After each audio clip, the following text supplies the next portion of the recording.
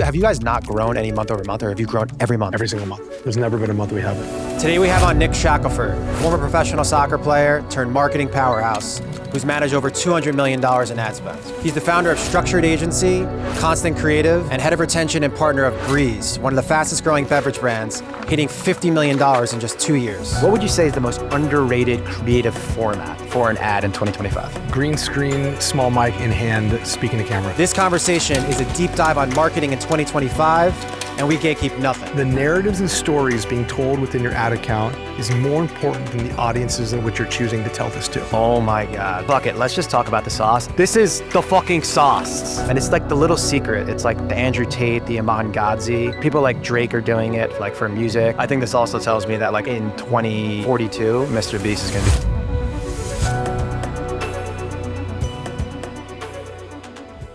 I really want to focus on now. What is going on now in 2025? So I'd love to just know, like, what is your thought process for just customer acquisition period? I'll use us as an example. Right. Our goal CAC is $85 to $90. I'm trying to acquire a new customer for $85 to $90. That's best in class. Right now, because we know how long they stay with us, I'm okay spending up to $120.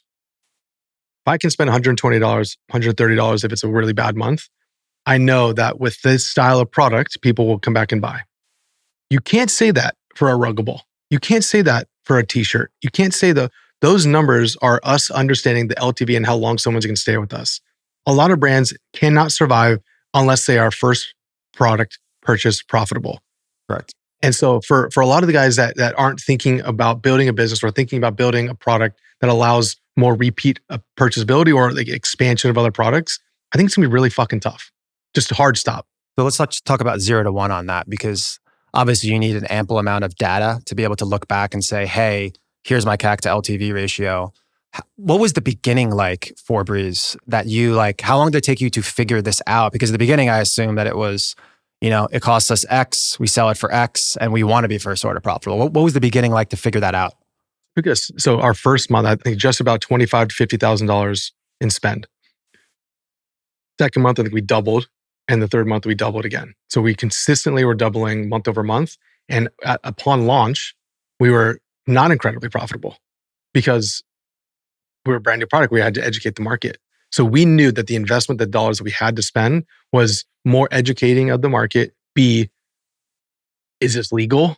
Can we even do this? And then C, we believe that because of our ability to buy media and retain these customers, it was okay to spend into either a break even or a loss on first customer acquisition. This turned to be the right bet as where we are now, 2 years later. Our birthday's in 2 days, 4/20. I think this is why you see a lot of these agency guys or guys that know paid media or any sort of like digital background are feeling much more comfortable in how to spend. Because a founder that is not a marketer, a founder that is not very numbers orientated, more product person, they're not going to be able to have the stomach or just like the understanding of like, I need to continue to spend to learn what's going to work. Because honestly, half of this stuff is thinking about like tranches of cash. I have $10,000 to spend. What am I trying to learn or uncover with this $10,000? Is which channel is most efficient? Which product is going to work? What is my messaging? And that can go, you can go super tactical on that shit. If no one knows you exist, you have to spend money on any of these platforms. That's the only way that you're going to find out if it's going to work. We had to spend to get the education or understanding. So if I'm thinking about my first quarter, Brez we knew that we were going to spend anywhere between $75,000 and $100,000, and that was our bet. We had to make it work, and thankfully, like we were able to make this work from a subscription standpoint and first purchase profitability. For people that don't have $75,000 or $100,000, how much do you think is an ample amount of money to test? So I get this question often. It's like, well, I just don't have that bankroll that you guys had. The only difference between someone that's spending a significant amount of money and not is we're learning quicker. You're going to learn the same shit as me. It's still the same tranche of dollars, but just going to take you longer. That's the only problem. So if you're thinking about it in your tranche, my tranche might be a $10,000 of learning. Yours might be $1,000 or $500 of learning. If I am launching a brand new product, what am I trying to uncover? First, is my price point correct? Is someone willing to pay this amount of dollars? Do they think the value exchange is correct? If you have cost-effective first metrics, meaning my clicks were cost-effective, my CPMs were cost-effective, and that's different for each niche. It could be a $15 CPM. It could be a $30 CPM. If you're going after the middle American mommies, good luck. That shit's expensive, right? They're getting hit from everybody else. But if you're going after a different demo or more niche demo, your CPM might be a little bit lower. That baseline will equal out over your first couple of dollars being spent. So if my CPM, if my CPC, my cost per click or cost per impression is in line, and they get to my cart and everyone's abandoning it, it's too expensive. You have to change the price. And that playfulness of price point of product is going to be the first thing I got to figure out. That's where I'm starting. Yeah, let's keep pinning up all of these kind of big subtopics in relation to spending that $10,000. I think first and foremost is price. And learn and understand all of those kind of micrometrics in the front. Are people clicking through your ads? Are they clicking through the PDP? Are they getting to the end? Ultimately, if they buy with good unit economics, then you're in a good place. Yeah. If they get that far along and they don't buy, then you probably need to do split testing on the price side. Yes. But let's take it back a bit. If you're spending $10,000, what are those things that you need to do in the front in conjunction with price, whether it be creative, whether it be how you set up ads? Like, I want to go through all of those things that you have this money.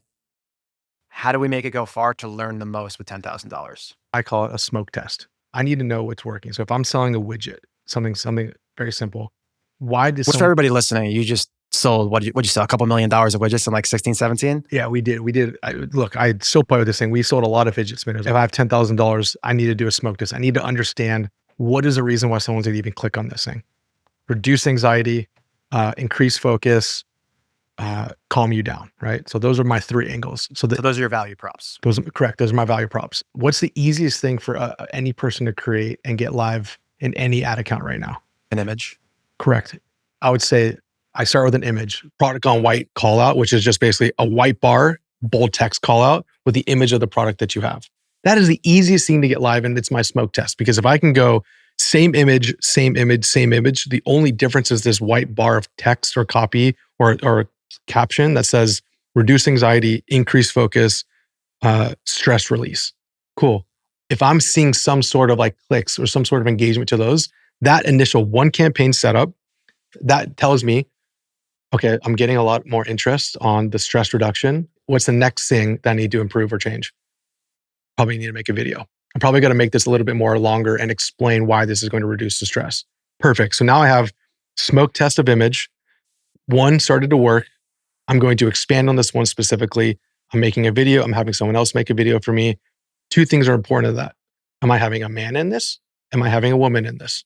Why is that important? This could be controversial to most people at the beginning. People are trying to see themselves as the person using that tool. Most of the time, you're either a man or woman taking this, and you're going to try and see yourself in some of these tests. I do my best to not always include faces because I think there's a judgment that we like as humans subconsciously do is like, oh, that's not me. I don't look like that. But if you just see the color of the hands or the arms or the body type, that's another way of getting someone to feel like as if I can actually be using this product. I think it's a subconscious thing that most people don't think about. It is important on the initial testing phase, I believe. I just did an image test. Now I'm going to make a video, man and women. Those are the 2 things I'm running. This is more explanatory towards that initial angle. Step 1, step 2, this is going to go live. What happens after this is now off of the click metrics. Now it's all the landing page. This is all creative testing that regardless of what happens on the conversion side, you just want to test from an ad perspective. Let's just say even in platform, how are these performing to know image or video, this value prop or that value prop? Should there be a man? Should there be a woman? Should there be a man and a woman? It's just creating almost like a tree of, like a route tree of all different types of value props and ways that you can create your ads. The thing is, that system of I'm having the images first, then going to video, then expanding it deeper, that system just keeps repeating itself because now you have a couple things working and we need more. If anything, it's just going to get more intricate because now you have creators or colors or regions that come into it. It's just that, but you're just getting more granular. Like you mentioned, people in New York buy this more than people in Arizona. So we should be targeting New York or do partnerships in New York, like just down to different demographics and psychographics. The moment someone lands on our website, if they've never bought before, we're communicating to them the SKUs that they should be trying first, because we know based on of history and based on repeatability that they should touch these products first. Then the customer comes back, they've already bought before, we've already identified that. They shouldn't be seeing the same thing that they got the first time they landed. So then we have a brand new message to them saying, welcome back. Thanks for experiencing us. Here's what you should try next based on what you've tried before. And then someone's spending this 4 or 5 times. If someone's spending, which they do, over $500 with us in their lifetime, they better be treated much different than someone who's never even seen us before. And so that like depth of customer experience and journey is so needed. Blatant question, like, is creative the new targeting? Yes. And I have like a specific thing about this. The more we have creative of people in Florida running that look like they've lived in Florida, the better the ads do. The more we have people that are looking like they are from New York, experiencing a product, and we run those in New York, the better the ads do.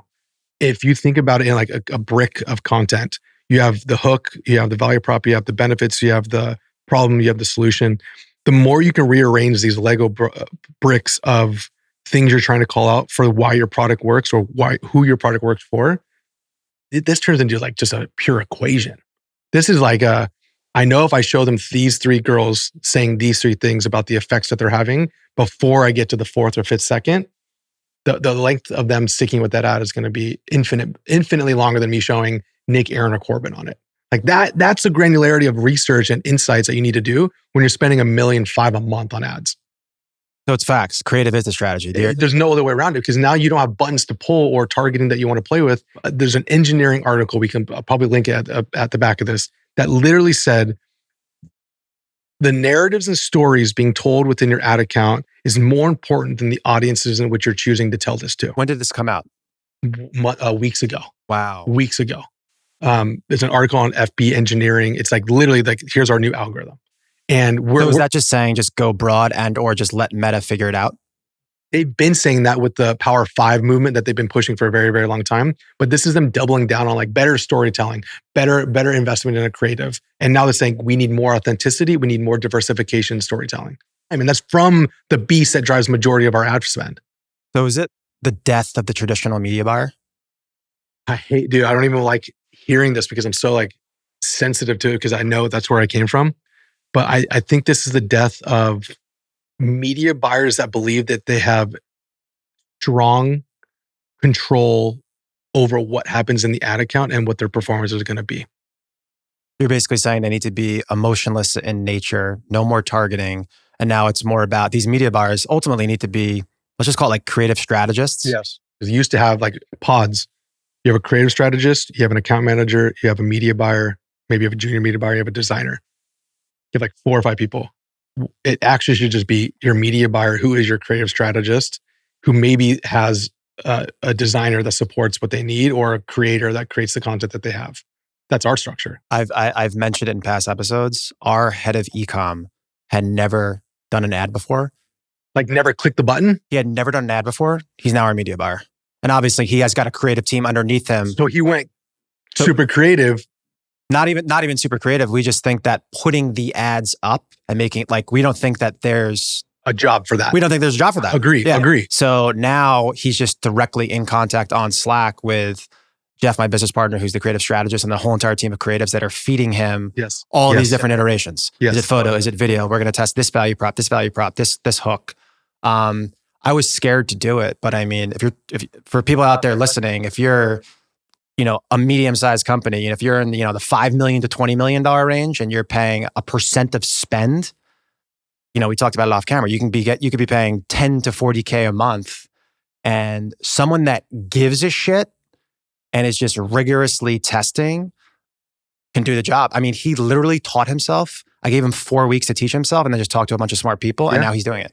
Now, if you are a media buyer, if you are like a freelance marketer at any high level, you low-key need a team around you. You need the designers, the editors. You can't just be the person that's pushing the button. I do think it's important that this person needs to have a bigger impact and insight into like the actual P&L that the company is running. Literally was just going to say that. And it's because he's managing the P&L with me. So he's seeing how it directly affects where forecast. Yeah, it's amazing. Yeah. They have to. And that's the weird part is like this person used to be very good about just like sitting in the numbers and understanding like, there's like always this balance between art and science. Like, oh, I need to let it run a little bit longer. I know it's unprofitable finance team, but it's going to catch up. Just wait. And now it's Brandon and our media buying sitting with Dan and James, our finance, going, all right, this is a daily forecast and we're going to update this in real time. We do that every single hour from our team. Every hour, what did we spend on App 11? What did we spend on this? What was the return? What is NCAC? That's just in the channel every day, Monday through Sunday, bro. So we know at every moment where the spend is going because there's no chance if this goes off in any way, I'm getting a call going like, all right, well, subscription retention needs to go do a couple of things. What do we have planned? How are you guys doing that? Is that like Replit or Bolt or something with AI that's triggering in? Is there like No, I don't want it. So the difference between not Zapier? No, literally, we have a team of 3. So you ask this question because you're like, well, why? It would be more efficient to have an AI or a tool pull this. But what I don't want is someone to not check the numbers and go. These conversations are the exact conversations. It's the conversation I just had with the guy Drew from Iris Yeah. about like, do you want everything? Yes. We do it daily. So it's like, do you want everything to automatically come in? Or do I want Chris to take his 15 minutes every morning Fucking look at it. to look through everything and then see what's going on? And again, this is stuff that Taylor talks about all the time. Like those guys that are going like, your marketing has to marry finance as well as forecasting. Like I agree, that's all needs to be in. But going back to the media buying side, if you're just doing customer acquisition, if you're just like, I'm your media buyer and I'm reporting on ROAS, that doesn't exist. I want to go back into, you mentioned that 5-step process. You talked about the hook and the value prop. The big main thing is within 3 seconds, like there's got to be an insane hook to get people to stop because everybody has ADD and is scrolling. Walk me through that process that you have for the perfect ad, let's call it. Close to yours. I won't change the 5 steps you have. The only difference I would change is the placement of the captions, the way that it needs to be displayed on mobile specifically. A lot of people, they will just do like, I'm going to make a 1x1, a square ad or a tall ad. You need to be designing for the 4x5 and the, 9x16? 9x16, yep. I am talking more about Meta right now, but that's the only real platform that we're getting a lot of this discovery on, and making sure that the captions and the actual like focus of the creative is seen instantly. I got to stop you for a second because this is so mind-blowing. Transitioning from an outside media buyer to internal, our head of e-com, the biggest thing we found was they weren't inserting in the correct creative native to that placement, that 4x5, that 9x16. So we'd be getting Instagram story ads. And I'd screenshot my media buyer. I'm like, why is this a square with a bunch of words and a bunch of dots? Like, make it look pretty for that. And they said it's a lot more work, but they've gotten super anal on the placement. Huge difference in performance. People aren't taking the time to do this, and I understand it's a lot of extra shit. If you're just starting out, you're probably not going to obsess on the level that you are trying to do, but we're also trying to spend as much money as humanly possible. That you're spending a lot more money than I am. Let me make that clear for everybody listening. But still, like the thought process is still on a level where like, I need my team to know why this is working. For every concept, it has to be accompanied with the image for the placement and then a video for the placement. And that's a lot more work to think about. Think about including your influencer guy or girl that's running the department. Now, when they get their content back from the creators, they're like, oh, you were too close, or oh, the product was cut off on the right side. Now they're having to fix all that stuff. So the detail on the upfront investment of time from the briefing standpoint gets way more intricate because we have to make our money back on the ad side. And are you working with internal content creators or is it external? Both. How do you guys do those briefs for creatives? Starts with the product in which we're giving them. So we have two core products. One is infused, one is not. We're telling this is where the placement's going to be. So this is for specifically Meta Reels. So we want them to know that this is going to be in a 9x16 or it's going to be in the 4x5 format. We are big on sunlight. So everything that we do has to be sunlit. These are like the basics that we have to include. And just so I have context, are you putting this in like a Google Doc that has like... Correct. Full traditional brief. I don't think we have anything unique other than other people outside of this is what you're having to say. This is how long it has to be. Here's the framing. And then here's the examples of others that did really good at this. What I think a lot of brands get wrong is they don't give examples of winning things that are working, as well as, hey, don't do these things because this doesn't work. That to me, I think is enough to tell the creator, still do you, keep your vibe. We know you know your audience better, but these are the things that didn't work. So I would suggest not doing these things. I don't think enough people do that. Yeah, Ken from Neurogum, absolutely unreal episode. They have a whole entire army in a Slack group where all of these, they're influencers / creators / affiliates that are sharing what's working and what's not. And it's this flywheel that's going so fast that they're just sharing what's winning because everybody's incentivized to pump everything. I feel like on the creative brief side, it's just about iterating and sharing with the people making it, just like in real time, what's working really, really fast. So I want to take you even further in this. This is where I hope we get done. I don't know if it'll be a Q2 thing. You know about the clipping culture? The WAP culture? The WAP culture? Oh my God. You want to hear something crazy? Yeah, please. Steven Schwartz, NYU, the CEO. Okay. He did my personal website in 2019, 2020 for free. And he was a crazy hustler. He wouldn't leave me the fuck alone. Like 15 at this time? No, he was like 18 or 19. He's not like 21. He's like 23 or 24. And I remember he did it. And I remember going to Jeff. I'm like, yo, this guy I could tell like he's on some shit. And yeah, we've been speaking to them for a couple of weeks, and their team is fucking on top of you. Fuck it. Let's just talk about the sauce. I'm starting to see people talk about it now. And I feel like by the time this gets out, it's kind of going to be out there. For everybody listening, we're really fucking giving you the sauce on this. Okay. This is the fucking sauce. Yeah. Okay. So you have your CPMs, guys, and you could go on this website, WAP, and they have, let's just call it a whole entire marketplace of different quote unquote clippers. They could be 16-year-olds, 19-year-olds. They could be in India, Africa, wherever, that are making a fuck ton of money. You have your offer and you could say, hey, I'm willing to spend $5,000. My target CPM is 85 cents, $1. And then you can even give them the creative brief that you're talking about. And let's just say it's $5,000. They just go fucking ham and they create all this stuff. They post it. You don't pay until you approve it. That's first off. And secondly, it goes till it gets to 5,000. But let's just say someone posted and you're at 5,000, but then it goes viral. And it would technically be, if you back into the CPM, $20,000. It doesn't matter. You only pay $5,000. Yep. So it's capped. And people like Drake are doing it for music. And I saw Drewski's doing it. Yeah, I think that is going to radically fuck up the whole entire space and the whole entire market. By the time this gets out, we'll be doing it in a big, big way. And it's like the little secret. It's like the Andrew Tate, the Iman Gadzhi. Yeah. These guys aren't as famous as you think they are. They were doing what WAP is doing, but they had their own isolated army, probably on Discord or Slack, and they had their own cost structure. But dude, I think that shit is going to go crazy. I think all these other marketplaces, bro, they're the only ones doing it. The amount of energy you're bringing to this, I match so aggressively, dude. You're so focused on your product and you're so focused on like making ads, and that's like not even where we're trying to go. I don't care about the followers because all I want is the impressions, because it's a bunch of random people making random pages that are just driving back to your website. So all of a sudden you have an army of people that don't care about what you're doing, but you just need to continue to feed them the system of ads or briefs that you want and assets. Like that's the game. Like you create as much as you can, you give it to the army, and then they make all the assets. And it scales infinitely. And it doesn't matter. It always on, always working, never stops. What TikTok Shop did to empower everyone to be affiliates and sell real digital or real physical products is this on a wild scale. Because now you don't have to just speak English. You just have to create. It gets very dangerous for a company like ours that have 10 years. He can attest to it. We have a backup drive, bro. I don't even know how much we've spent on the backup drive. It's years and years and years of videos.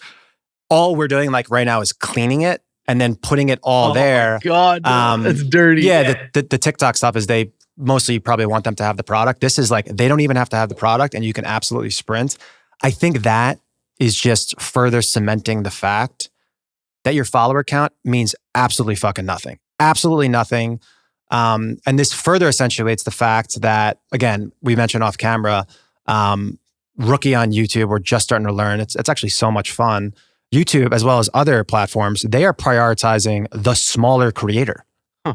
So yeah, I think WAP and obviously tons, like what their business model is, there's nothing proprietary. I mean, there's nothing, I'm sure there's a little piece of it proprietary, but everybody is going to be doing that. And then what's going to happen is, you know, who could do the best offer? I think it's going to be interesting because there is going to be billionaires in Saudi Arabia that are going to be as famous as they want to be. And they are going to, I think they're going to drive up the CPMs because they're going to be able to, they're going to be able to just pay so much money to get as many views as they want.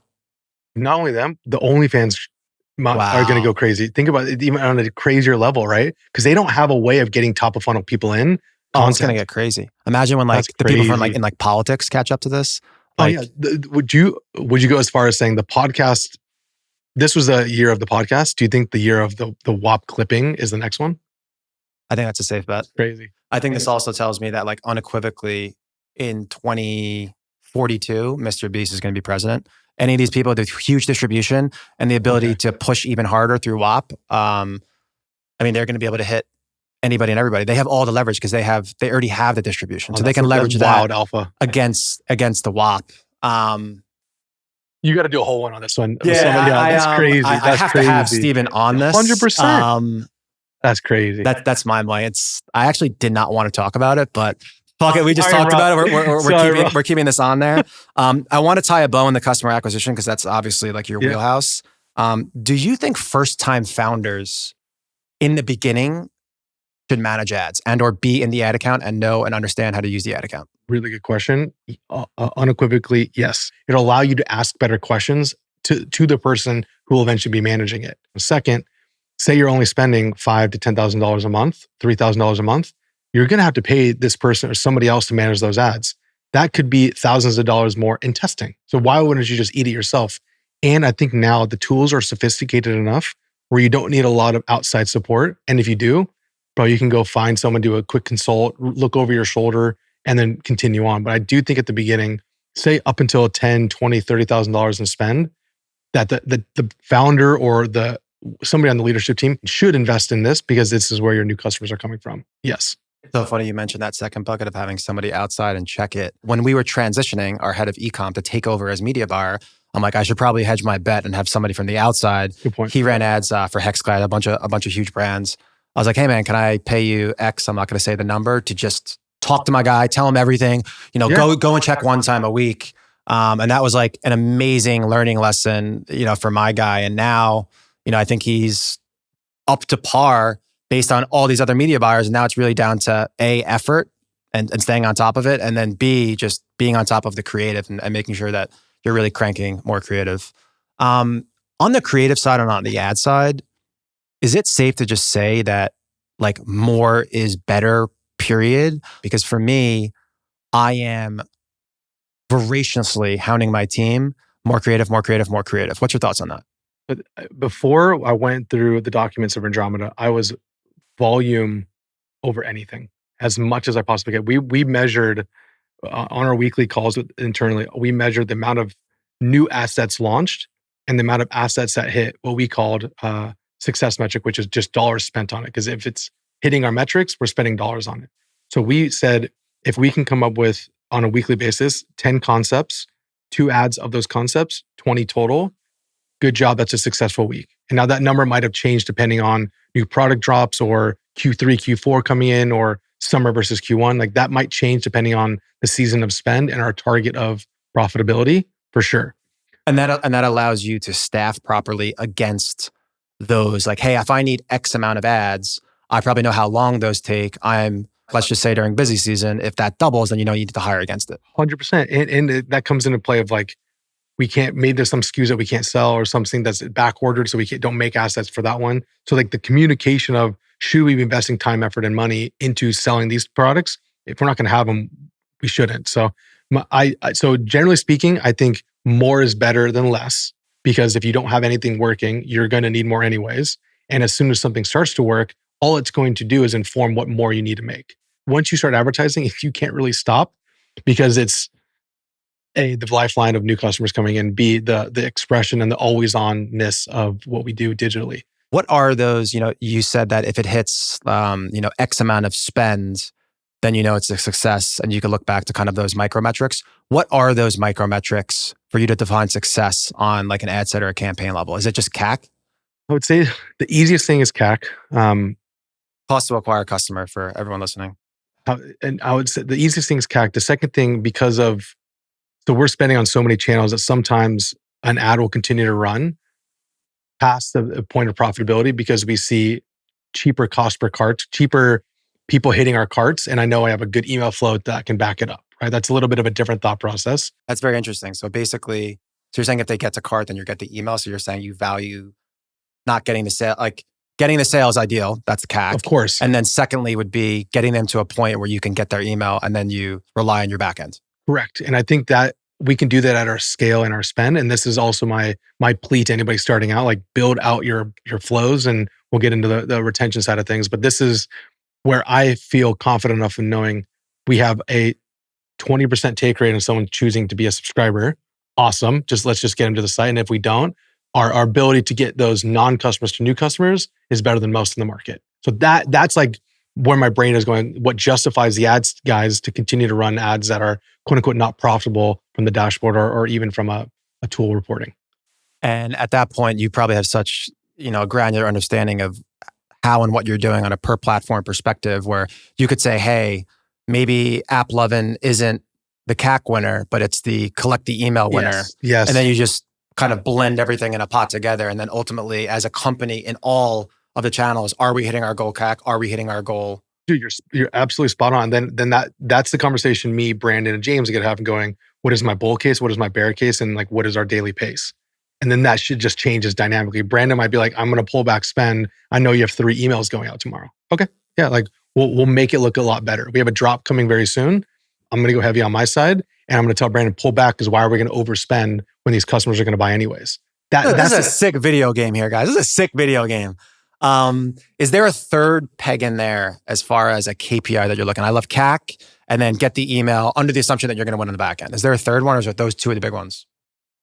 I would say that the CPM, because you talked about AppLovin, that's not the highest quality of traffic for us, but man, we get reached there. And man, like when we were running on Twitter, we had tons of views and tons of engagement. So I do think there's something to say that if I'm just starting out, I'm probably not letting that be a decision maker for me because I'm not making money. I can't just afford to blow cash. But for the larger you get, there is a thing of we have to fill the funnel.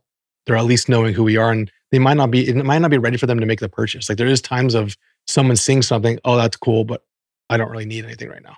That's where those like multi-attribution models are very, very important for people listening. I think another huge thing just to come out of that, to really hammer down to people listening, you guys are obviously on a whole other cycle level, every single day, every single hour, tracking every single thing, but understanding and knowing I have a big drop coming, I have emails coming, maybe pull back spend if the efficiencies are not there, knowing that you have a crutch to land on to get the sale. And even deeper is like, you don't have to be on this level. It's like Dan, our CEO, come to it and go, I have this much dollars in discounts that I can give you. And like, what does that mean? That sentence means if we aren't spending this on ads, knowing that we're going to lose dollars on trying to acquire, and if Brandon's pulling back an ad, that means I have the ability to run promos, or that means I have the ability to hit more discounts for the specific period for these 2 days that we are not running ads. So if he goes, I have discounted revenue dollars I can give you to play with, that might mean I can tee up some more campaigns.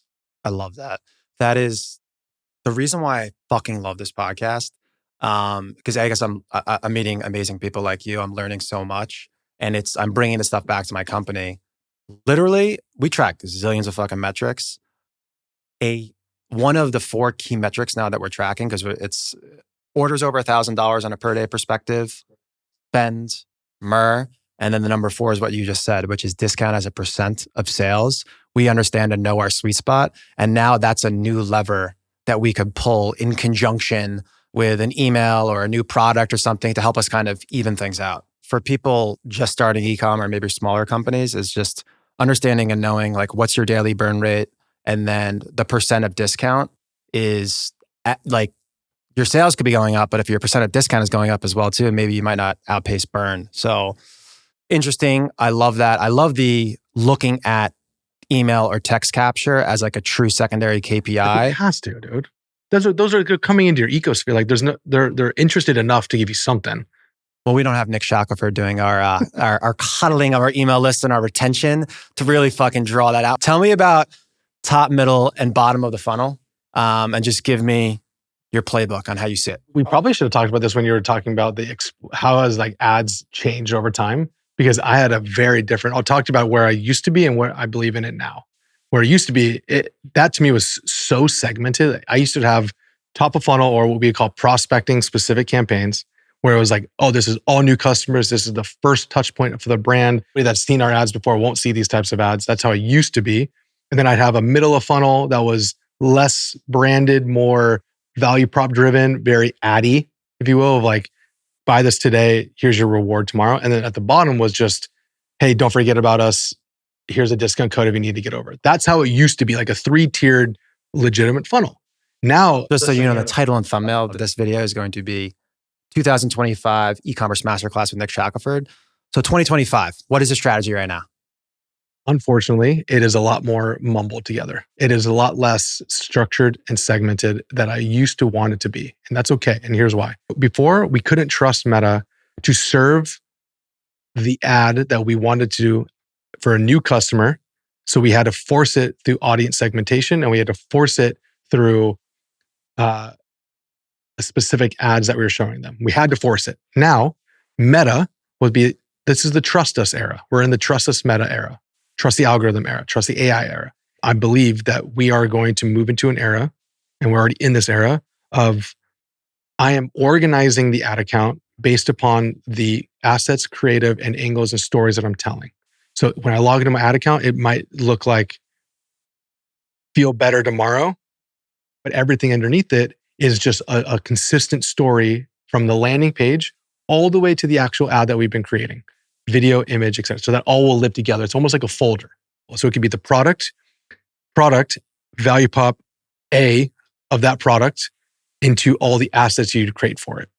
And I think this is the way it's going to go, because this is the trust us method that Meta wants us to go, which is fine because we'd rather spend our time and effort on telling convincing stories or making convincing offers. That's the area that I think nobody is talking about, because now to build a landing page, it used to take a very long time and a lot of people didn't do it. You can deploy any of the tools. I won't drop them on this, but any of the tools that you can build a page by yourself in a day or rip somebody else's page and make yourself with any of the AI shit that's coming out. Now, if I can create a bunch of landing pages relatively quickly, now it's just up to me to understanding what can I offer them. That's where we're at. That's the phase we're in currently.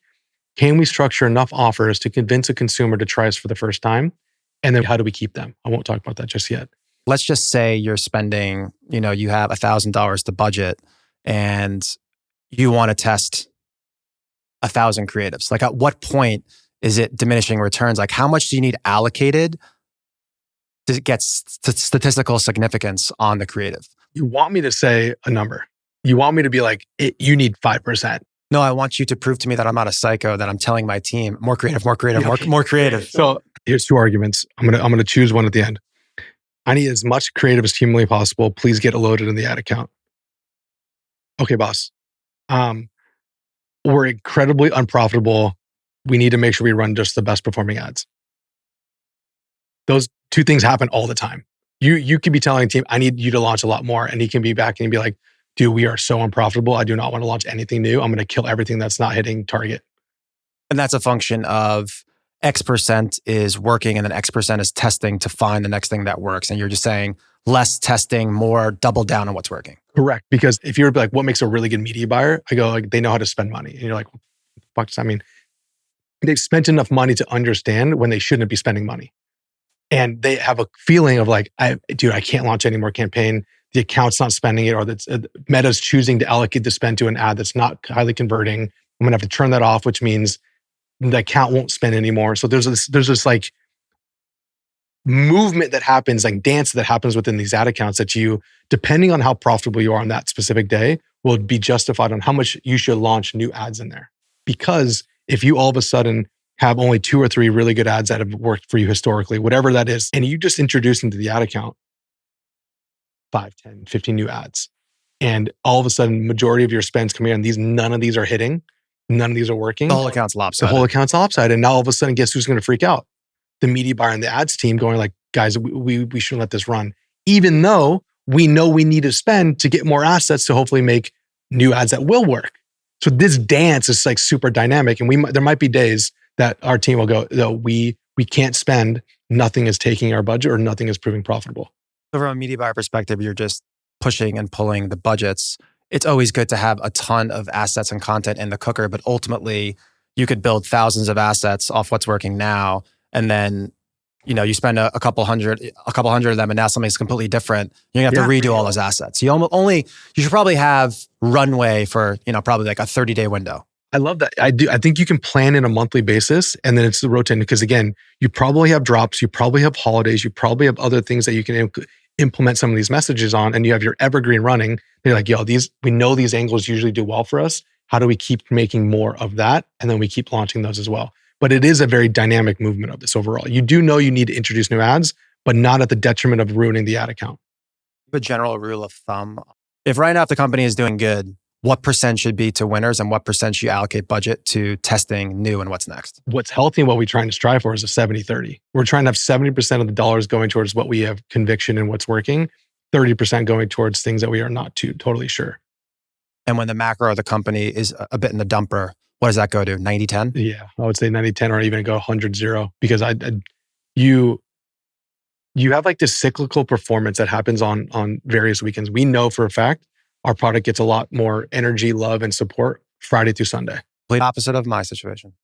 If I don't know that my weekend's going to be heavier performing, I might unintelligently blow budget Monday through Thursday that I probably could have kept till Friday to the weekend. Guys, that's amazing advice at any scale, knowing that 70-30 is ideal, but it could go up to 100-0, and then understand and know where you get the sales, where you get the customers, and then just make sure you're doing the testing when new people are coming in to see what's working.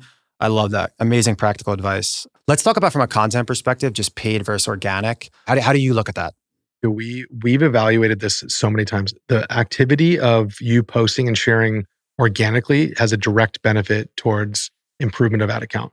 When we're not contributing or uploading any sort of assets to any of our social channels, it has a negative impact on our ad account. Wow. Those are usually some of your best performing ads because you're not really selling. You're creating for an aesthetic, which you're hoping that your customers really resonate with. And if you find it organically, there's like this trust factor of like, oh, I wasn't served an ad and I wasn't convinced to do something. And I think that is a very good place to start, especially as you're just getting going. The hardest part is getting the system of creating organic at all. I mean, that thesis just leans more and more towards this company, WAP, blowing up because you're getting it and it's not an ad. Yeah. People don't want to be served ads. They just want to consume to consume. Yeah, I completely agree with everything you're saying. For anybody out there listening, you want to start and be scrappy under the notion that Nick just said that posting on organic directly affects his ad account. Let's just say you don't even have an ad account. You should be just going and posting on every single platform, best practices 2 times a day. What would you say is the most underrated creative format for an ad in 2025? Green screen, small mic in hand, speaking to camera. So this is the most cringe shit ever. I know. That is crazy. The amount of times I've seen like a good like walkthrough or breakdown of this small person in the corner dragging their head around. It's just like an absolute reinvention of a VSL, a video sales lander. It is the social version of a video sales line where I'm actually convincing you when you do a breakdown of ingredients in your product, a breakdown of like how your product is made, when you're doing a breakdown of why people are loving our experience or running through customer reviews, like that shit feels so organic, but you can sell very well through that. And it goes back to the methodology of if you are speaking to them on the platform that they're used to consuming in the most native possible way, it's likely you're going to have a connection. It's likely that they're going to want to continue down this conversion path with you. So I think that's a place that no one's talking about. Well, I love you. We're doing 0 of that. And you know why it's so funny? Because I look at that and like, I just started posting more like personally. I was like literally like posting like twice a year. And now I posted probably 50 times this year. Oh yeah. I see it and it's cringe. And there's like a couple of swaggy dudes that do it that make it work. Like I don't know him personally. This guy, Alex Garcia, we follow each other. I like his stuff and it's tasteful. And JT Barnett's a friend. I think he does it as tasteful and as cool as you can do it. Yeah. But for people out there listening, probably do it because Nick said so, and he probably spent a fuck ton of money to make it work. Konstant Kreative is this agency that you have that's helping, create these high performing ads. What's the biggest learning lesson that's come out of that company? Volume. So we went into, Konstant came out of a COVID need. A service like this, on-demand ads existed, but they didn't have a performance angle to it. Like they didn't know how to make ads. Still, even today, it's hard to find an editor that understands performance marketing. So true. What ended up happening was like you just bastardized a designer, be like, yo, like add these badges or like add these things, like quicker or sparkly. Like you just give them things that they would add into it, and then they just give it back to you, and it's some mumble jumble of stuff. So we had access to a ton of these people. We were heavy on the media buyers. We were heavy on the designers because we were servicing our own people. Then there was downtime. Then there was, oh wait, you're not actually creating all the time because maybe our process or the ads weren't working as well. So we had a bunch of international designers. Now we're heavily in Canada and Latin America for time zone specific. And we just started realizing, dude, there's a lot of incredible talent, editors that actually deserve to work with high level brands, but brand owners or non-creative people don't know how to communicate or brief. People don't know what they want until they see something. So a lot of times everything's a second revision or third revision. So if you've never worked with a designer or editor before, but you have an idea of what you want, you actually have a better idea once you receive something. You're a creative person, so you probably have a better way of communicating, and you've worked with your team for a long time. They kind of get what you want. If you have a brand new editor or designer and you are not the most creative individual, how do you tell someone you want something? You show them an example of something. But then what an untrained editor or designer does is they do it word for word, pixel by pixel, and they just replicate with what your brand or assets or value props are. That's not what you need. You need someone that can be like, this is an example of what you want. Here's the brand. Here's what they stand for. And here's how, as a designer, I think I can change it or think I can make it better. That's what people don't get. So we had to do that and find it ourselves because we needed it. It's funny you say that. And I love just the marriage between two agencies and Brez. That's again, this is the same thing with me with podcast and brand. Let's go to conversion optimization. What would you say are the most common conversion killers that you immediately fix when you're working with someone new? What's like the lowest hanger that almost everybody's doing wrong?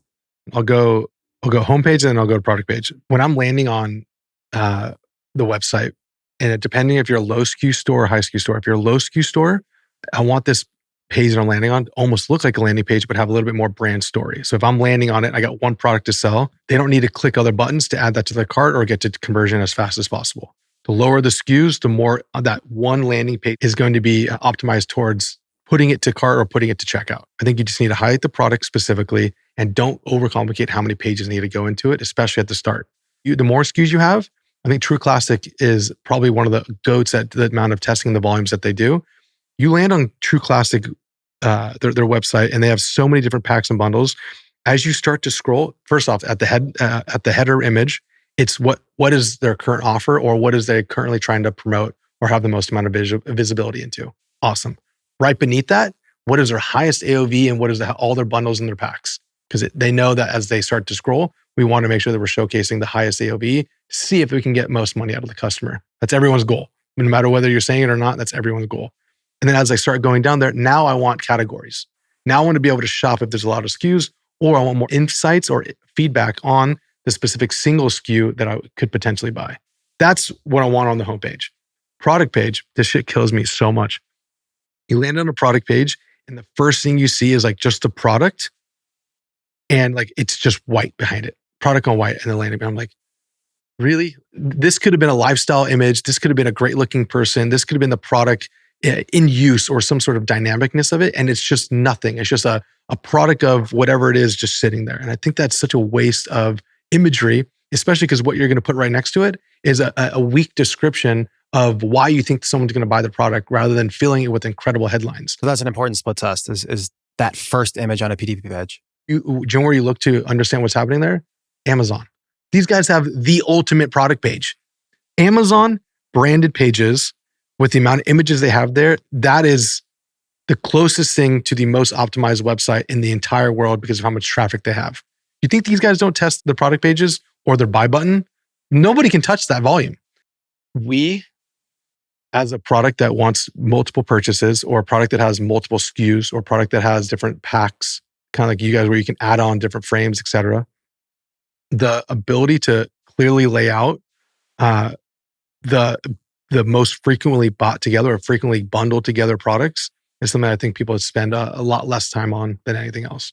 So the single image on a PDP page, increasing AOV through others bought with it, really, really highlighting on that front homepage, like what is the big offer that you have now, and be strategic from a placement perspective on this is maybe my highest margin or something that I'm trying to drive through the inventory on and put that in the front. A big thing that you talk about that you've mentioned is just offers. I'd love to just give you the floor on just the importance of offers and just your thought process. Because we understand the acquisition side and because we know we need more levers, different entry points into the brand, the only way that you can do that convincingly is two ways. Reorganization and consistent creation of content that's new for consumers and different ways that your product can be sold or grouped or bundled together. The issue right now on platforms, average CPMs and with the data set that I have across our brands, $35 to $45.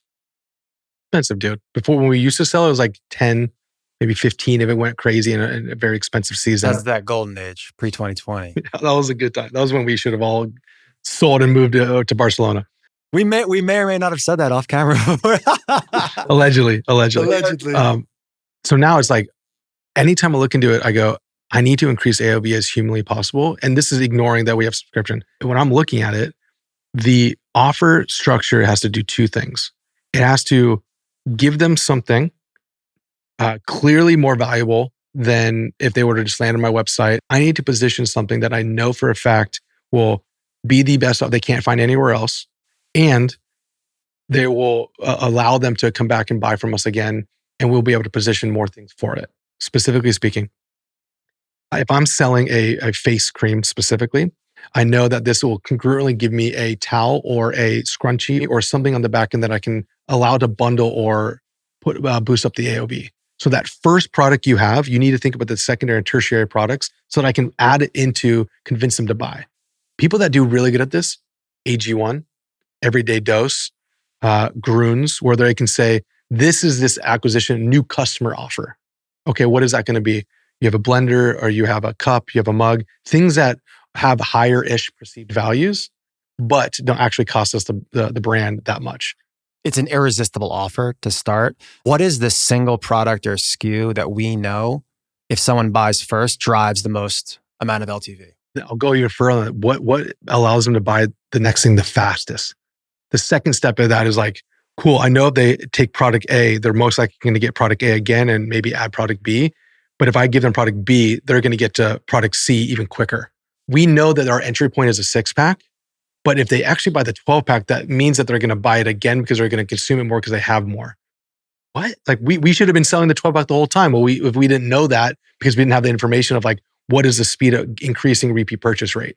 Shit like that is like, we are just now starting to understand because the volume we have, it might take brands years to get to that information because they haven't collected enough customer data. We're year 2 and we're able to go like, look, this might be our entry offer, but it's now on Nick's team on the retention to increase that 6-pack to a 12-pack as fast as possible because that means they're going to stay with me for another 3 fucking months.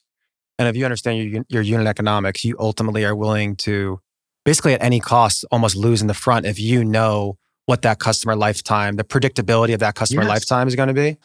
And I will gladly spend that. And that's what we're having to do now. We'll have another product launched and we're like, dude, it's small enough. We might just give it for free into all the subscribers. That was the next question I was going to ask was GWP. Absolutely GWP, because gift with purchase could be more cost effective than a discount or another incentive. It could be. It might not be. It could be though. For people listening, if the MSRP, let's just say the MSRP, I'm just going to make up random numbers here, is 500, but the COG is 100. But I'm giving away that piece for $100. If it reduces my CAC by anything more than $100, then it's worth it. Especially if you went on the back end with good LTV. So people on a GWP side, high perceived value, low COGS. And if you just arbitrage, for me, I have to arbitrage my CAC by the cost of goods on the GWP. But for you, if you're like, hey, this just gets them stickier and happier to drive my LTV, you could just say, fuck it. I'm just going to bake that into my front and I'm just going to win on the back. How are you systematically looking at the process of how you create offers? Is there like a system that you guys do, or is it all just based on analyzing the data? We have 4 offers currently running right now, and I'm looking at it in a very unique way. Here's where I need us to get to. First, traffic source. If we're running an app, Google, Meta, Twitter, direct mail, that customer is worth a certain type of dollar for me because I know how much they're going to spend or stay with us. We're collecting that data right now. We have the ability to go channel, offer multiple offers under that channel. The more products you have to offer, the more creativity you have in types of offers that you can start formulating. It is 2 things I'm trying to accomplish at any times. It's either they're going to spend more with me or I'm going to increase the amount of people that are going to spend with me. And then within that initial bucket of those two areas, then I go into like, where's my margins? Can I afford to do either of these things? I think that's the easiest framework I start with. Wow. So the offer is like a huge part of your company. The offer is the most important. Like this quarter specifically, because now we have the team to do it. I have a KPI of 15 unique offers that have to go live in Q2. 15. Insane. I'd love for you to walk us through whatever you're comfortable with sharing. Like, what's your CRO stack? What are the apps, the tools, the platforms? What are the big things that you need? We have Nostra. Nostra is site speed, and it is soon to be first-party data. We're currently in trial with customers.ai to increase user identification so that my email campaigns could be more impactful. We use heatmap.com, which is customer experience tracking, and we were on Replo. We were building pages on Replo. Um, I think that's the initial stack. I love it. To tie a bow on this conversion optimization, how should people just look at mobile versus desktop? Should you be creating ads specific for each? Should you look at one first? I mean, for us, we always looked at like desktop and then we're like, fuck, like 75% of our traffic's mobile. I think your thesis is our thesis is like it's always mobile first. You have to bring into consideration dark mode on email. So knowing that people will, and I'm always in dark mode, meaning your screen's always dark or your emails are always dark or your viewing is always usually black. We want the experience to be both optimized as much as possible, but we know that we are designing mobile first. All right, let's go to the fun part, retention and lifecycle marketing, which I know you're an absolute ninja at. Let's just start with what retention metrics should founders be obsessed over? Revenue per recipient. That's how much they're spending for each person you have on your list. So our list is 323,000 people on this list, but I'm going to segment it specifically and I'm going to send to my subscribers. I know that I can count on the average revenue per recipient to be $8. I know that email, that structure, those people that I'm communicating to are extremely valuable to us. And so when I do any reporting, we know that we have to think with them first. Whereas someone that might not have any sort of past purchase with me, their revenue per recipient might be significantly lower. So the revenue per recipient is completely different based on the cohort, obviously. 100%. And I think that to me is like, that's where it starts. That's the first one. And on those cohorts, you're doing by, let's just say frequency, how often, monetary, how much they bought over time, all different types of things you're doing. Correct. All different types of segments you have, I would imagine. You would have, correct. Because we have subscribers, repeat buyers. We have repeat buyers, non-subscription. We have one-time buyers and we have non-buyers. That's like the biggest buckets I can tell you on. Outside of that, you have, I bought a 6-pack or a 12-pack, or I got multi-pack or a bundle. And the revenue per recipient, you can look on a campaign level, yes, or you can look on an actual per customer level to understand and know like how valuable they are, like in conjunction with the sends. That's a little bit more difficult. You'd have to basically export customer info from Shop and then be like, how much has this person spent with me over how many periods of how much time? How far back do you want to go? Do we have 300,000 buyers, bro? Like you have 10 years of running. Like how deep are you really going to go? That's the stuff where like, that is where AI I think could be very helpful. Mass export, tell me what people are worth. And then it's just like, you know, they've been with you for 6 years that they only trigger to buy during these type of campaigns. Then you could save money on your text and email. You're going to be sending way less because you know you only need to send it to these people and their past history, those people and their past history. And you might be like, I'm never hitting the people that are only buying on the discount, or I'm only hitting the people that are buying on the discount, right? Then you should lapse those people, get rid of them. Something I'm very curious on is for people that you understand and know their buying behavior, if you know they're going to churn, if you say, hey, after 6 months, they're going to churn, what do you guys have set in place to say, are you guys saying at 5.5 months, here's a Hail Mary? Like, what are your churn avoidance tactics? So we actually look on like a month-to-month basis. So we have on a healthy subscription basis, you have like 3 major peaks. You have a day 1 peak, you have a 28-day peak, and then you have a like a weird window of like 31 to 45. So first, let me clarify, churn for subscription or churn for like non-repeat buyers? Either way. I'll take you both ways. We'll go subscription. So subscription, you have a major peak day 1, as I just said. You have customers that buy it because they want the discount and then they're very privy to it. So they immediately cancel. Those people, they're never going to be with you anyways. They're going to be gone. But that spike is the largest spike and that pulls down overall churn numbers heavily. How do we convince those day ones to never get rid of us? Well, you got to keep them on to tell them that there's actually a real gift that's coming to you month 2. All right, maybe I'll stick around. Maybe I'll like the product. Then that's on the product to keep them for the recipient months. The second spike is right around day 28. That's where they get the billing reminder of like, yo, you're about to get charged. This is coming. Okay. Then outside of that, then they should already have the product and then they should be thinking about if they liked it or not. There might be a normal natural churn here. The first like 7 days is extremely important of communication, of letting them know this is exactly what you can look forward to, the feeling, effect, and the quality of the product that you're about to receive. So it's a lot of hype, a lot of communication. And probably like use cases on how you should consume it and stuff, just education. And how you should implement, what you should expect, how good everybody else is feeling, customer reviews. That it's really difficult to influence those people to stick around because they probably already taking it because it was a price reduction. And so what actually was passed this year was you can't force someone into a subscription and keep them there for extended periods of time. you have to give them the way to get off as fast as they got on. That was something where you can say you're signing up for an automatic rebill. You can't cancel for 3 months. You actually can't do that anymore. That's not legal anymore, right? No. The churn reduction is around education around the product and the gifts that they potentially get for the back half of the months. So some specific things that we've done that have increased it that actually didn't cost us any money.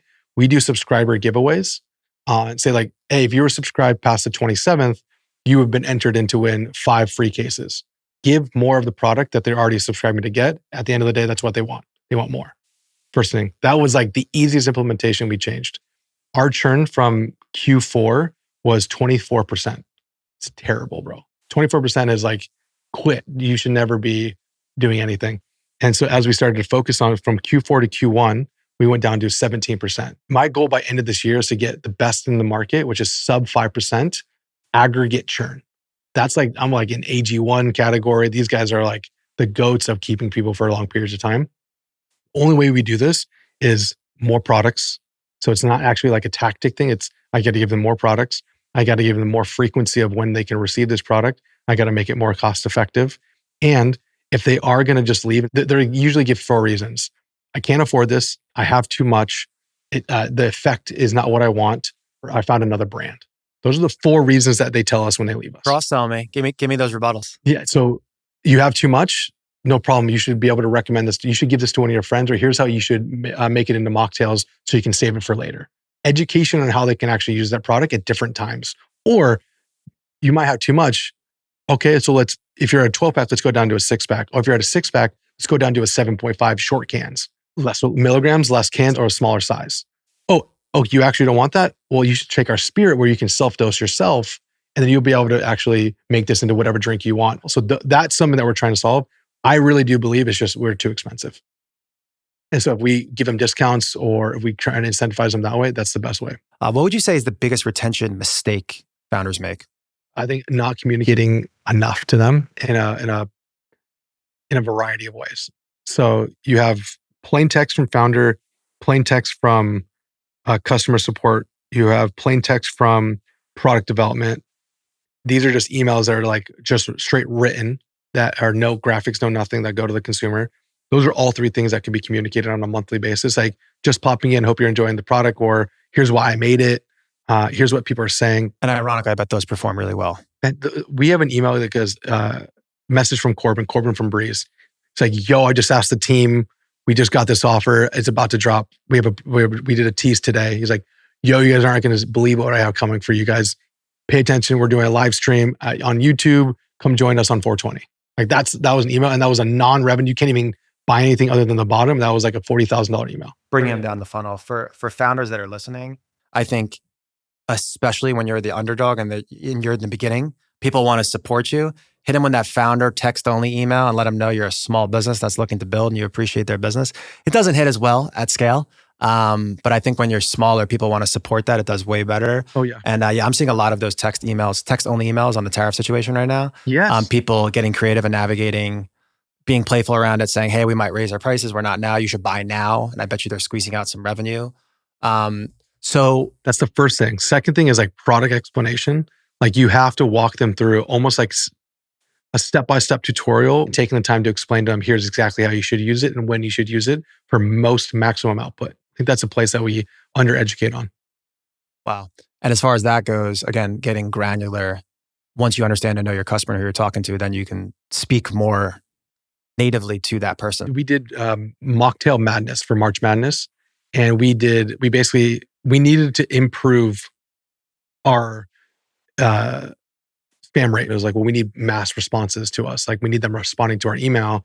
And the only way to do that is if we prompt them to do something, right? For us to do that, we're like, hey, March Madness is here. So we created mocktail madness. And so we did for an entire month, send us in your favorite mocktails and we'll score them and the team will rate it. And then each month we started communicating like, so-and-so sent and recommended this. This is what we were also able to make. And that improved response rate. So if you can do something to evoke an image of the product that they just bought, or how they're formatting their kitchen, or whatever you're trying to sell, try to get them to submit or give something. Oh, it's huge. That's a good segue into, I'm sure we would agree that your best marketers are probably your loyal customers. What type of strategy are you using to initiate your loyal customers to be marketers for you? Let me give you a couple of mine too to get your going.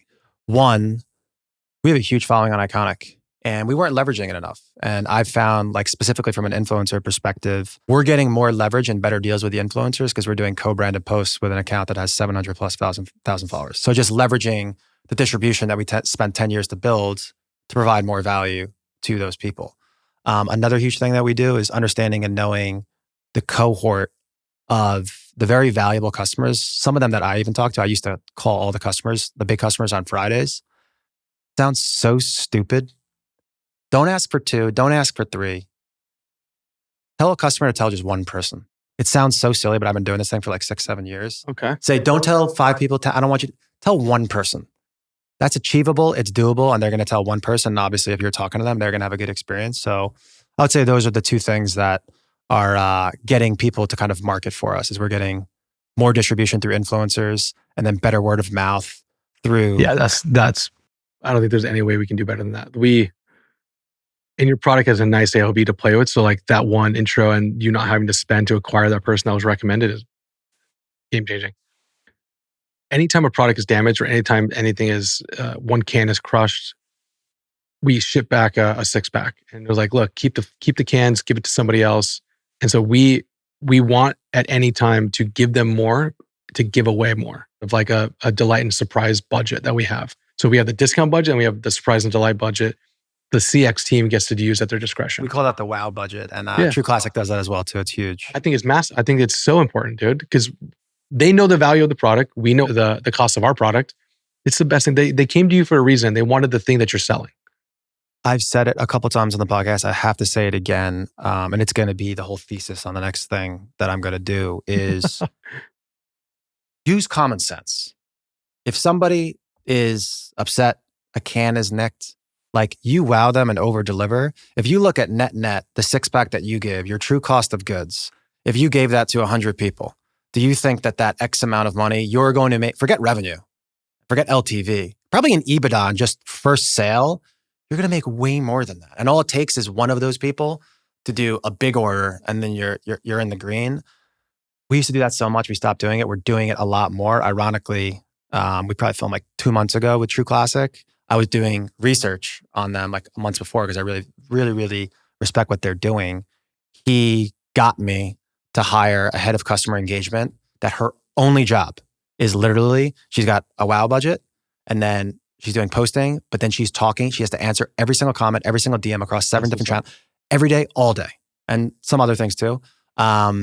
But yeah, I completely agree with you. You got to just wow them. You have to have a WOW budget, guys. Especially when you have a product that's going to like be showcased in their house or like they're going to be proud of it or it's an expression of their personality. You want them to feel justified in the dollars and stuff that they spent for it. And so no better way to be like, oh, where'd you get that? I got it from this place. You want them to be stoked on any of those goods. So, all right. I want to move on. I want to go to product strategy. What kind of fundamental product strategy lessons did you learn through, I mean, it was a long time ago, the hoverboard's losing a bag of money, fidgets, which was kind of a quick thought, go make a couple $1 million, versus now? What are your big kind of rules from a product perspective? I've sold a lot of things. And like this is the first product that it like fundamentally changes a behavior that has a real feeling and effect and a personal experience. That this one, like, we are able to facilitate individual unique experiences for every single person on a one-to-one basis. And a product that can do that is extremely important and has to have some sort of like repeat purchasability in it. Hydration packets, electrolyte packets. Why do you think this popped up everywhere? Because I'm going to buy it, I'm going to consume it, it's going to taste a certain way, and I'm going to feel like I'm getting more hydration in this. Okay. Why do you think cologne or like unbranded cologne has been popping up? Well, I spray it, I smell it, and a certain reaction starts coming from me from the opposite sex, or I like the way it smells or feels. Didn't know that was a category popping, is it? Yeah, non-branded cologne. It's like one of the things where you can mimic another cologne, but how do you know if it's Giorgio Armani or not? So evoke an emotion.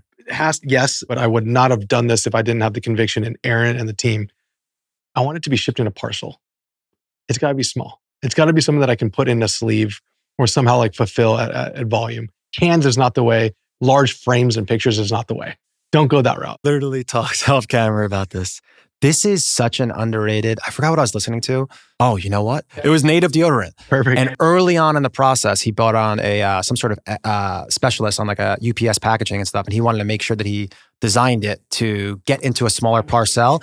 And dude, and bro, it's like you save like you don't think about it, but you save like $1.50. And then like at scale, that's like dollars in EBITDA and then the multiple on the exit. And it's just like, this UPS consultant just made me $10 million. I just finished the call before we got here, and I had our ops manager talking about we're about to save 17 cents per pack tech because we're moving to a 4-pack, which will equate to $8 million in the year. And she's like, the cents per fucking 4-pack. And I was like, can you wait, what? Like, Nick needs a raise. That's fire. That's just because of our velocity and our volume, these cents make a lot of sense to figure out and fix. Not to mention like what's going to happen with any sort of tariff situation on plastics and cardboard and aluminum. And to the point where like we're changing the can because we found too much of our older ones were crushing. And so we will spend a little bit more, but we'll actually save more because we won't have as much broken cans. I like having this in every single one of the podcasts because you add something to the list. Growing a good CAGR, compound annual growth rate, big TAM, LTV or subscription ability, able to package it to be efficient there. Any other thoughts? It's got to be a for me, for you product. Perfect example. Baby products. I have a baby, so I just went through this. So when you're developing a product that could be a for you, for me. Which, by the way, your kid's name is Kingsley. He's a beautiful kid. Gangster. I don't even see what the kid looks like, but the name is Gangster. I saw it on the blanket. Continue. He's a homie. Yeah. He's a good dude. 1 year old. For me, for you. It's a product that I myself or my wife would buy for us, or somebody in our family would buy for us. Ooh. So you have 2 markets and 2 reasons to buy this. Baby products. Hexclad is a good one. Perfect one. That's literally on my list. Like my girl's like, we need non-toxic. Like you're like, yo, but somebody might get that for me. That goes on the list to my parents to get for the holidays. We're on the same page here, baby. Good to go to the next question then. From a product expansion strategy specific to Brez, how do you guys look at that? So I learned this. I got schooled on this. So you have Aaron, who's like, I know I need to continue to expand. I got to keep creating products that anybody can have access to or anybody can enjoy. Travis, which is our formulator, that dude is like lives literally in a lab and is a human guinea pig of compounds. Then I have Brian Dewey, which is like an OG retail vet. I think our win is we have to compete with these guys that have like tons of flavors, similar effect. We were 2 effects, no flavors. That's it. Like we had one with infused and not, but still kind of the same flavor, different effects. Interesting. So we go to any retail spot and you look on the shelf, shit's usually in 30s. Look at Red Bull, it goes OG Red Bull, sugar-free Red Bull, a flavor, watermelon. What an exercise for people to do if you're going into a category, to go into retail and then analyze just how it's merchandised on the shelf to understand how the products marry each other. That's fucking real smart. We literally walked into Trader Joe's and a couple other like Wegman, like areas that we know we were being sold in. And Brian's just like, hey, this is how this is it. This is how this is structured. Here's how many cans you can put on the shelf. It was a masterclass. So for product expansion for us, we know there's multiple effects that people like to do. We talked a little bit off camera too. Like some people will take, if they want to get lifted or they want to get some sort of feeling, they usually take like the easiest thing is to get a gummy, right? So there's different ways of people want to experience being lifted. I want to be lifted. I want to be energetic. I want to be lifted. I want to go to bed. That's people consume it at different times. Same thing if you want to go out. You want to, for our product specifically, you want to feel like you're locked in and you're in the energy, or maybe you're just like chilling with your buddies and you're just like hanging out, right? It's like those different areas are fundamentally, we are trying to match the experience to the effect. And I think that's what like Aaron and Travis are on this like new shit that they're able to like, no, like we're thinking about new stuff and the effect that we have to do. How do you structure product feedback loops from your customers and then using that to educate your product if you do that? We need first-time purchasers, repeat purchasers, and then no purchasers, right? Everyone's got an experience that they have with the brand, especially digitally.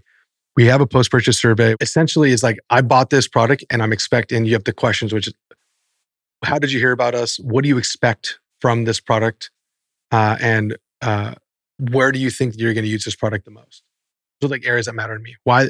How did you hear about us? I want to see if I can get some sort of like attribution that's like anecdotal, because they might not know what they first saw us, but they might see what they touched last, right? That's important. Which that should be, and we talk about this in the True Classic, that's the final buck. Like they're literally telling you, like, forget the multi-touch attribution or some bullshit. Like they're telling you where they fucking got it from. Like that should be law. Yeah, it should be, right? So we need that information. So that will be piped into Slack. That's just a straight Zapier integration. Then we do customer reviews, automated emails when the product arrives. We're requesting them to give us a review. So that comes in immediately. And so if I know that they've left a positive review and they've bought multiple times, like, and they probably should be given an offer to subscribe for a better discount. So like that logic of information coming through makes sense. So if I'm buying this in like large quantities, can I get that to my social snowball team to be like, yo, is this person worth talking to? Because they're going to bring it to a large gathering. Because sometimes we'll have people that don't have a wholesale relationship with us or an event, and they'll come in and get 48 plus or 64 cases. And we're like, why are you buying this? Is there an event going on? We should hit them up. Sometimes they're stocking up for themselves, or maybe they're just stocking up for a large event upcoming, and maybe we need to activate better with them. All right, we're going to get into a funny conversation that we had off camera that we wanted to bring in camera. Brand building, the pluses and minuses of building in public. I actually didn't print out this sheet, but I remember vaguely, you can correct me if I'm wrong, you fucking psychos put out basically your P&L. I mean, I could tell you, I know how much revenue you did. You put it out. Yep. 12.9 million Q1 for Brez, and it was like 10 million on Shopify. And then you brought out every single, you guys go granular. Like it's not like Meta, Google, and YouTube. I saw like, what was it? DoorDash, the Puff app. Go Puff, yeah. Let's just start with, what are the pluses and minuses to building in public? It's my very, very first post online was in a forum, Facebook ad buyers in 2017. And the only reason why I know that is because I'm talking deeply about this more often, because I believe we have a responsibility. So you have brand building from a personal standpoint, you have brand building from a brand standpoint. You're wearing Represent, right? So they have Cadence, okay? That's a quality product. That's a quality drink. Represents a quality shirt, quality product. Those two founders are building a certain type of way, right? Marcus from Minted, New York, that dude's building a certain type of way. They're not going granular on P&L. They're not going granular on numbers. They're going granular on product development and bring you along with the brand. That is their way of telling their story, okay? I don't know, like you guys are a whole other different level. You guys are like sharing numbers. Yeah. That's like, for me, I think what they're doing is fairly safe in nature. I don't know how granular they're getting from like a trade secrets perspective. I don't think they are. When we were doing our web series, just to give my thesis, and then obviously I want to bounce back to you, is I think that there's, and I mean, that's, you know me, like from back in the day type shit, because we were early on the web series, 2017, 18. Someone followed me fucking every day, all day for 18 months. And then we did the podcast. I think you get disproportionate value while you're doing it. Do welcome more competition, which you know about that. That's a funny conversation for another day. But, and people are like, oh, bring the competition. It's going to create a larger pie and more awareness. Oliver actually said that in the Mad Rabbit episode. I think competition is for losers. I think you don't want competition. So that was a huge thing. And then if you do it, you may or may not get disproportionate advantage from building in public. I think you do. You welcome more competitors, but there's a disproportionate loss when you stop doing it. Because then your CAC is lowering, your cost to acquire customer is lowering while you're doing it. But then if, let's just say you want to take a break, or COVID happened for us. We did a podcast after. So I think it could be huge, but then if you stop, it could go down. And then on another level, I know from even with what we're doing, key man risk is a huge thing. And like, if George from Represent stops posting, or he goes from 8% body fat to 17% body fat, I think that brand is going to go down a bit. I think that's a fucking hot take, but I truly do fucking believe that. I think that he is subtly in the minds of a lot of different humans, and it's a business, it's a aspirational business that let's call it space Bay. Like people want to be him. People are building businesses and they're trying to fucking copy that playbook. I don't know the cadence guy. I just started on Twitter, so I'm following what he's doing. His is very like showing visuals and then super macro. Yeah. So I actually think what he's doing is sustainable and it's good. I think that my thesis, and then I want to hear yours, I'm talking a lot, is if you're going to do it, make it feasible to do long-term. Make sure you can fiend off it. So when you go and sell the company, if you want to sell the company, you're not going to get dinged for key man risk. But you have to have some sort of like real fucking moat.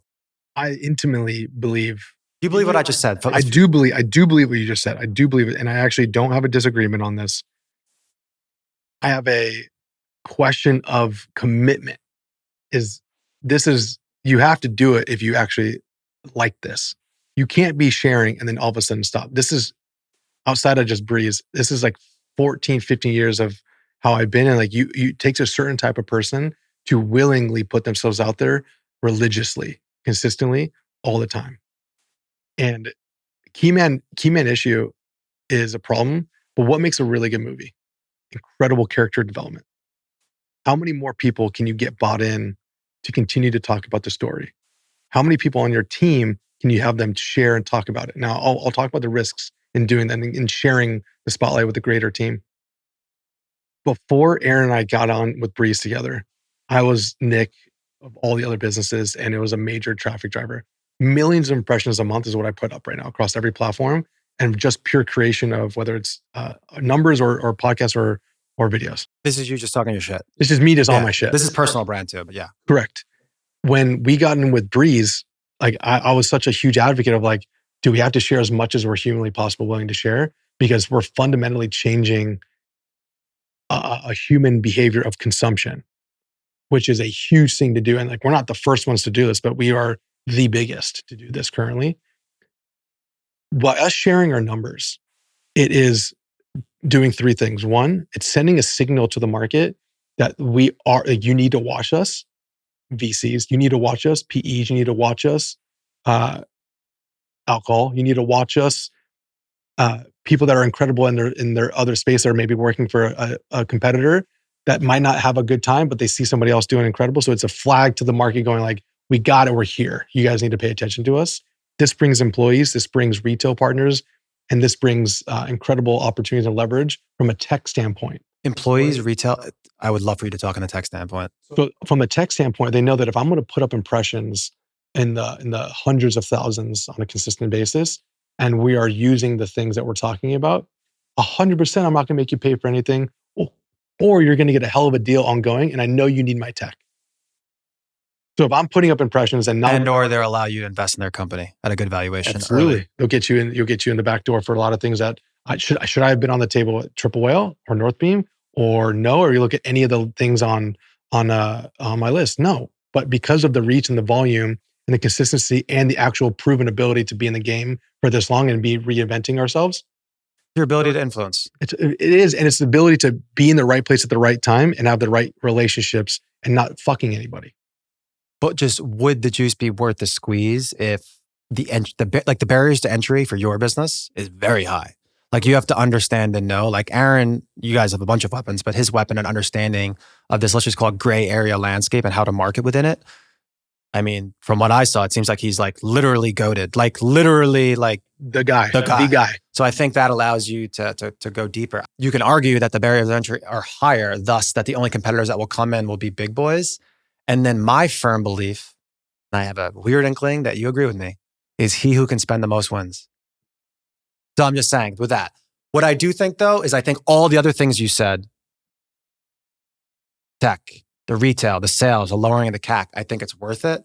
So yeah, I just think it's a double-edged sword and it's dangerous. So I think what I was hoping you would ask is like, would you do this all again?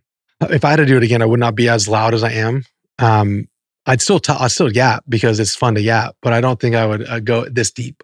Great Twitter follow, Epic Yapper. Oh, good one. Something that you said to me, you're like, hey, like, are you more of like a brand guy or an agency guy? And I'm more of a brand guy to start. I now think, when I think agency, I think like marketing and metrics. I think it's very interesting what you're doing. Like, I just don't see how you guys don't win because you guys are just a bunch of marketers. And Swiss Army generalist marketers right now is like, that's where you want to be. So like, what's your thesis on like, should more people that have been in the agency game for 2, 3, 4 years, like, I think they should be starting a product right now. What do you think? So I got three really close dudes that were all agency first, and now they're going product, and they have a little bit of both. They're in between. So they were agency, and then now they're like part agency. Now they're just pure product or product sets, like a collection of products. What Thrasio and all these roll-up shops should have been were just incredible agency people that know how to run growth, not really good numbers people that can like manufacture back end or cut costs. They should have just been, I'm going to fund all the people that can build from a performance standpoint. We have to get context for people with what Thrasio is, and these were like conglomerates. They were basically consolidating resources and then trying to use back office. I think that was the biggest mistake from the start. You know why? Is because they would be like, let's just say, I don't know the inner workings, but in some context, it has to be right with what I'm saying, is if they had 20 brands and they had a CMO, maybe they had one CMO that did all 20 brands, or two that one did 10, one did 10. The CMO of Represent can't be the CMO of a company that's feeding the middle-aged mom, a 46-year-old woman in Alabama. No. So that shit was doomed from the start. I knew it was doomed from the thesis. There was no focus or thesis. It was just, we're going to cut costs across the board. Yeah, we're going to optimize Amazon-specific brands. I can't believe that those guys raised a huge bag of money. I don't get that, but you should look. That's a crazy story to look into. Crazy story. So your boys that were agency guys are now starting. Because the hardest part is like, I see a lot of products, and there's some products I'm like, I just see it. I'm like, that's going to hit. The level of hit is different, but I'm like, oh, that'll work. That'll be successful. To have the understanding and being able to learn and spend a bunch of money that isn't necessarily yours, so your romanticism around the dollars being spent is not there, goes back to why I think what is a good media buyer? They know how to spend money. They are not emotionally tied to money being spent. When you were the founder and spending your own money, you were like, that is my money. I feel some type of way about it. Correct. If you can get all this money being spent over all these years, you're building up this skill that'll never leave you to understand how to deploy it and be able to articulate it and explain to everybody like why we have to do this and what we're expecting to happen. You're a brand founder you're a very good product person coming into me like, well, how do I make sales or how do I generate this? And you have to rely on everybody telling you something. How helpless is that? How like, I don't know, I can't move forward unless I have XYZ person to help me to do that. That sucks. Yeah. And like, you have to be somewhat in the weeds and understand to know what a good marketer looks like. Yeah. I think everything right now is it's really just about content distribution and understanding digital marketing. Like those are the three things right now that if you're a marketer out there and you understand those, find a product. Fucking lethal. All right. I want to round the corner here and finish up. I just want to touch on a couple more things on the personal brand side. I can say you tweet a lot, and these are not tweets that are AI driven or they're thoughtful tweets. Like they're good. I try some gems, and they're lengthy in nature. Some of them. How do you balance your time between personal brand, 2 agencies, Brez? Yeah, I think about this intimately more than most people do. So I have a team of 4, visual, 2 copywriters, and then Shauna, which is my assistant who helps me organize all this, / Kiana.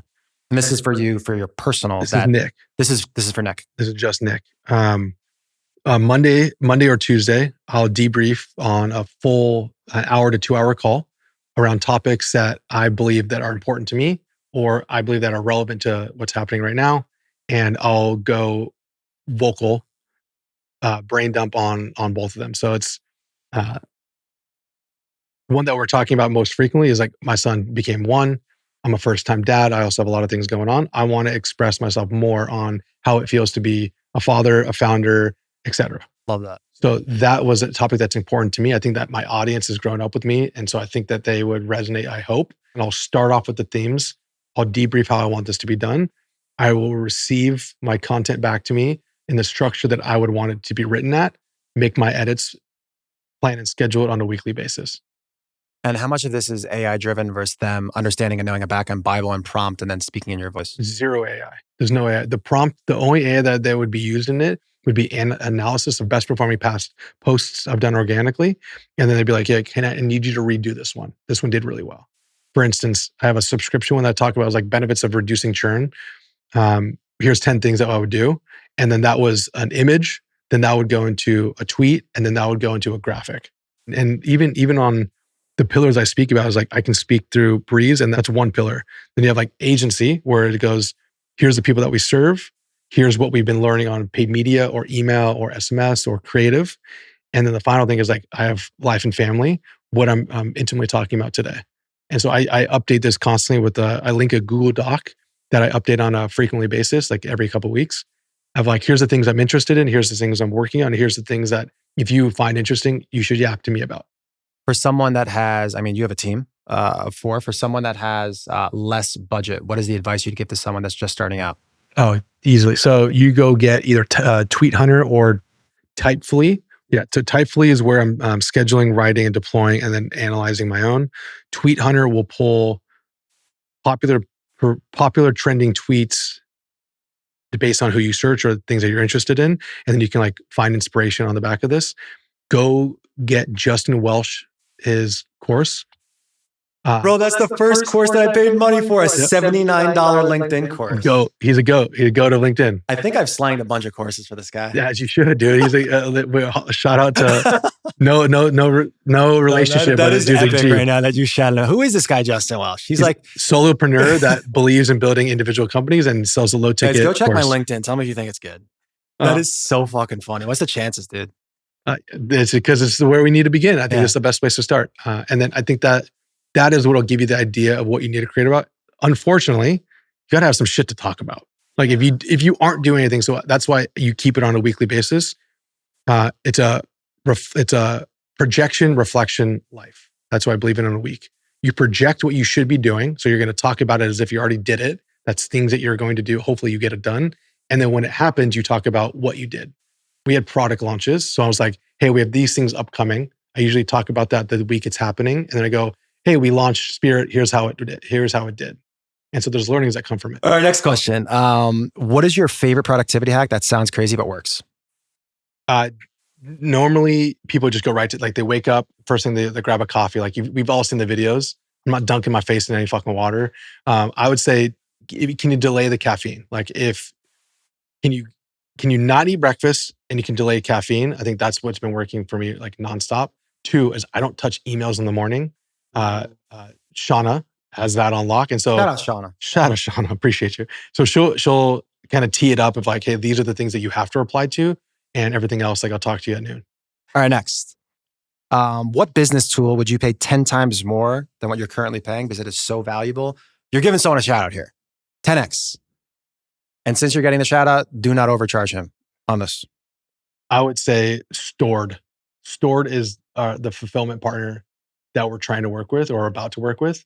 And the fact that they have like full dashboard for customer experience, that's going to save me hundreds of thousands, probably millions over our lifetime, just because it's like we have clarity into customers. So I don't think we could pay enough and like get a dashboard that lets the customer not have to talk to my CS team. So it's like a 3PL with just additive layers. On steroids, yes. I feel like 3PL is probably an industry that has not been revolutionized. That's why we're here. Much I like that. Final 3 questions. Favorite book or podcast and why?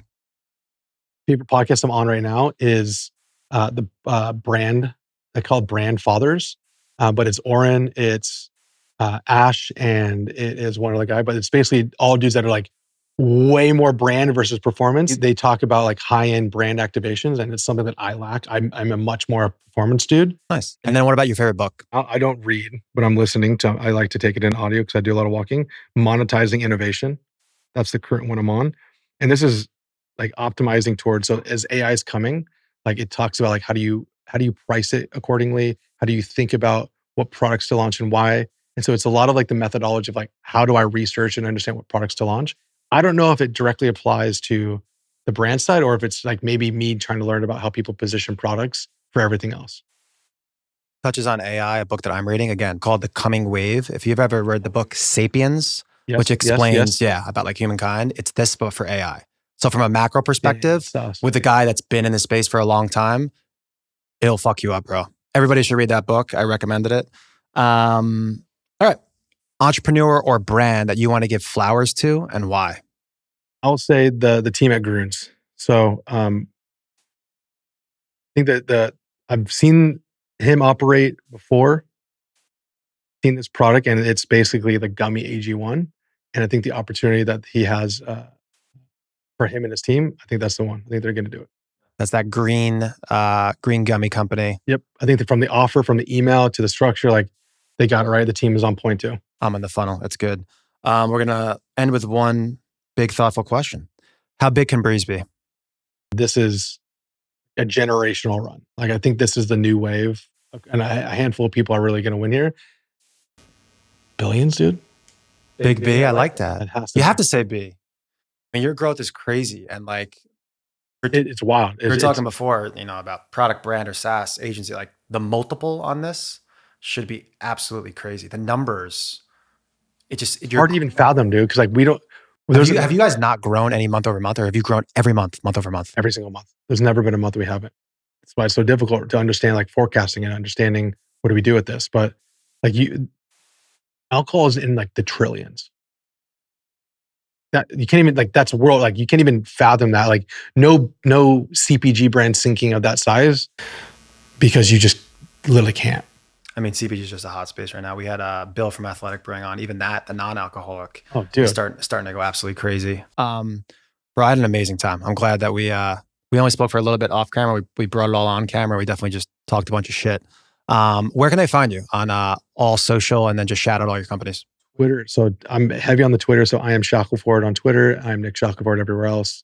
And then it's Brez and Structure. Those are the two that mean the most to me right now. Amazing. Appreciate you, brother. Thanks, bro. If you guys got this far, I assume you guys enjoyed this interview. If that's the case, I think you guys would enjoy the other episodes. Make sure you guys go check them out. I want to keep growing this thing bigger and better. All I ask from you guys, give it a like, give it a subscribe, and share with a friend. Appreciate it. See you guys soon.